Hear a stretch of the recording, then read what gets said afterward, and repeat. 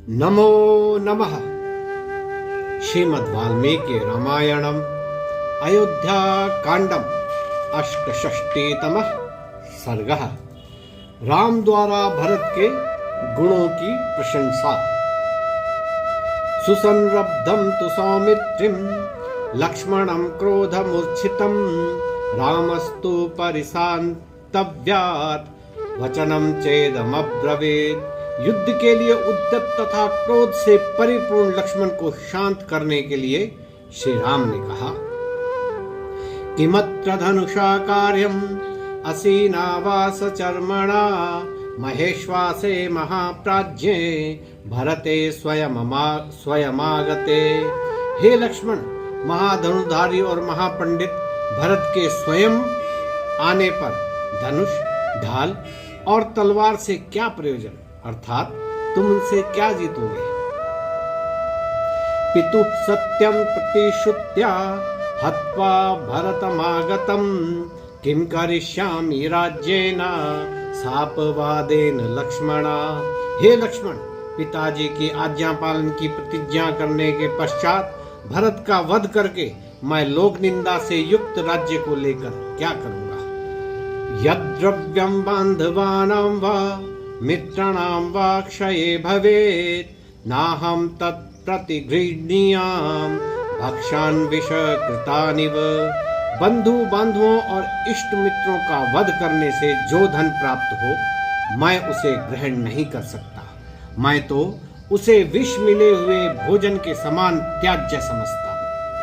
धर्ममर्थं च कामं च पृथिवीं चापि लक्ष्मण इच्छामि भवता मध्ये एतत् प्रति शृणोमि ते। हे लक्ष्मण, मैं शपथ पूर्वक कहता हूँ कि धर्म, अर्थ, काम और पृथ्वी को मैं अपने भाइयों के लिए ही चाहता हूँ।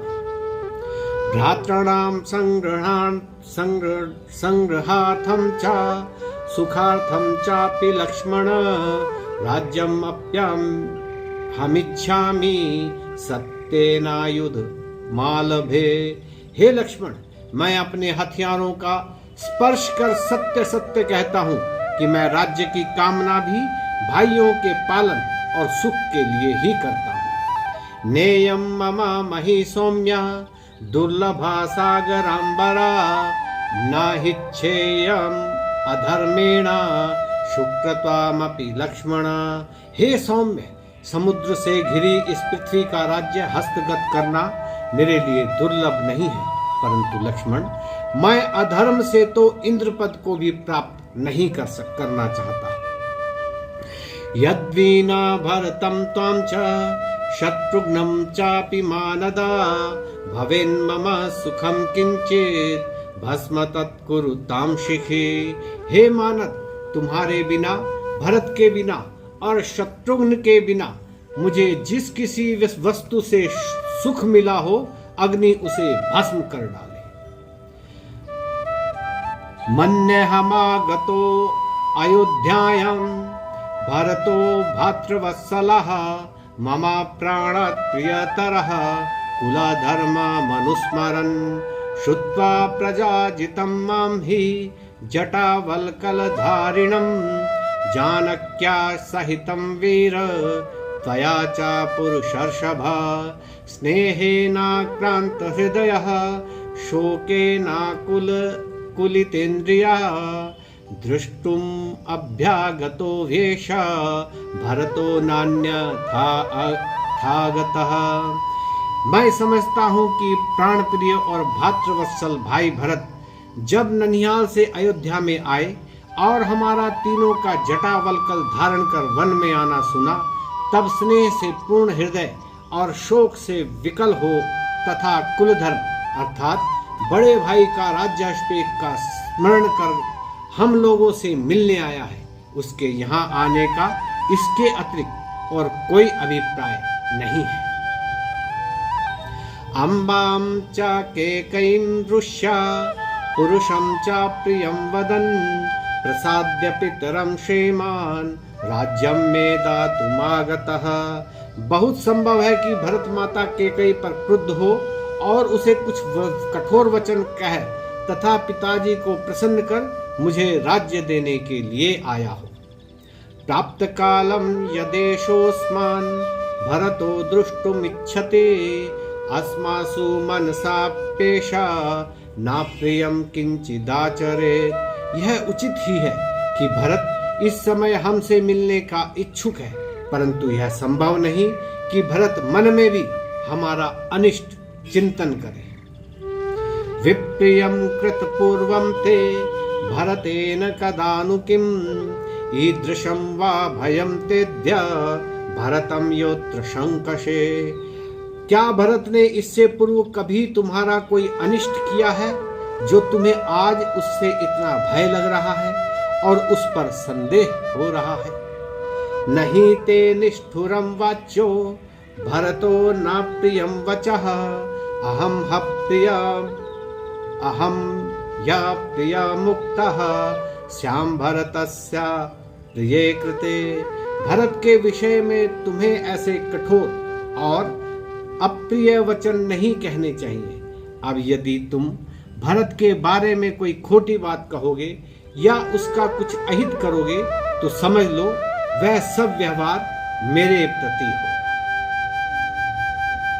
कथम नु पुत्रा पितरम हन्युः कस्यांचिदापदी भ्राता वा भ्रातरम हन्यात् सौमित्रे प्राणमात्मनः। लक्ष्मण, तनिक सोचो, कैसी भी विपत्ति हो और कैसी भी स्थिति हो, पिता अपने पुत्र का और भाई अपने प्राण प्रिय भाई का वध नहीं कर सकता। यदि राज्यस्य हेतुस्त्वम् इमां वाचं प्रभाषसे वक्ष्यामि भरतं दृष्ट्वा राज्यमस्मै प्रदीयताम्। यदि तुम राज्य प्राप्ति के लिए ऐसी भाषा का प्रयोग कर रहे हो तो भरत के आने पर मैं उनसे कहूंगा कि यह राज्य लक्ष्मण जी को दे दो। उच्यमानोऽपि भरतो मया लक्ष्मण तत्त्वतः राज्यमस्मै प्रयच्छेति बाढ़मित्येव वक्ष्यति। हे लक्ष्मण, मैं ये कहते ही कि राज्य इसे दे दो, भरत तुरंत कहेगा बहुत अच्छा। तथोक्तो धर्मशीलेन भ्राता तस्य हिते रतः लक्ष्मणः परिवेशेव स्वानि गात्राणि लज्जया। धर्मशील श्री राम के ऐसा कहने पर उनके हित में रत लक्ष्मण जी बहुत लज्जित हुए और सिकुड़कर ऐसे हो गए मानो अपने शरीर के अंगों में घुसे जाते। तद्वाक्यं लक्ष्मणः श्रुत्वा व्रीडितः प्रत्युवाचः त्वां मन्ये दृष्टुमायातः पिता दशरथः स्वयं।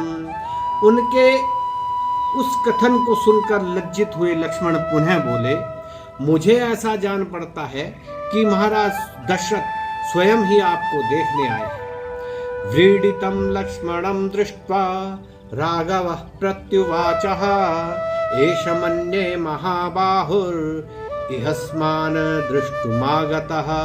लक्ष्मण जी को लज्जित देख उनकी बात को पुष्ट करते हुए श्री राम ने कहा, मैं भी समझता हूँ कि महाबाहु दशरथ हमें देखने के लिए यहाँ आए हैं।